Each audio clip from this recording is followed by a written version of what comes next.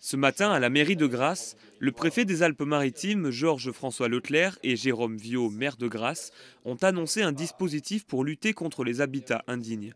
Les pouvoirs publics comptent durcir le ton en 2018 pour mettre fin aux logements insalubres. 278 signalements ont eu lieu en 2016 dans les Alpes-Maritimes, un nombre peu important comparé à la moyenne nationale.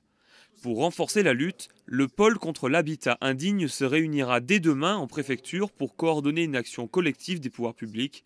L'agence régionale de santé, les pompiers ou encore la direction départementale des territoires de la mer travailleront ensemble pour faire face à ces enjeux de sécurité, de santé et de dignité.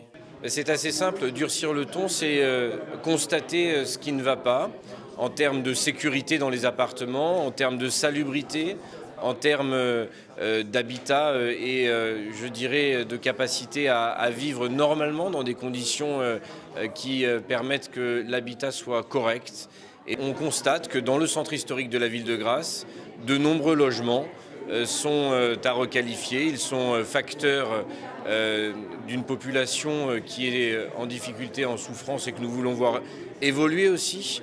Nous voulons monter vers le haut l'habitat dans la ville. C'est pas une difficulté pour moi de le dire, de l'assumer.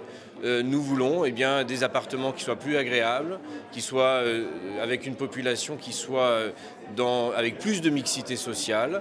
Moi, je ne cherche pas à chercher le responsable, je cherche à savoir ce que c'est que l'habitat indigne et à y porter la réponse. La responsabilité, elle incombe toujours aux propriétaires. Mais il ne s'agit pas de les stigmatiser, il s'agit de les encourager et lorsqu'ils traînent un peu les pieds, effectivement, de les forcer à tout simplement assumer leurs responsabilités de propriétaires qui n'ont pas le droit d'offrir à vil prix un habitat qui ne répond pas aujourd'hui aux critères de la dignité, de la salubrité, de la sécurité. Un habitat indigne, il y a toute une série de degrés, mais l'habitat indigne, c'est un habitat dans lequel vous avez des fils électriques, par exemple, qui pendent. C'est un habitat sur lequel le plancher ou le plafond ne sont pas solides. C'est un habitat dans lequel vous pouvez avoir des insectes et des rongeurs indésirables. C'est un habitat qui est une passoire thermique. Enfin, vous avez toute une série de critères. De toute manière, les actions que nous mettons en œuvre, ce sont des actions qui sont progressives. Mais s'il faut aller jusqu'à effectivement des poursuites pénales, nous irons jusqu'à des poursuites pénales. Le message est clair.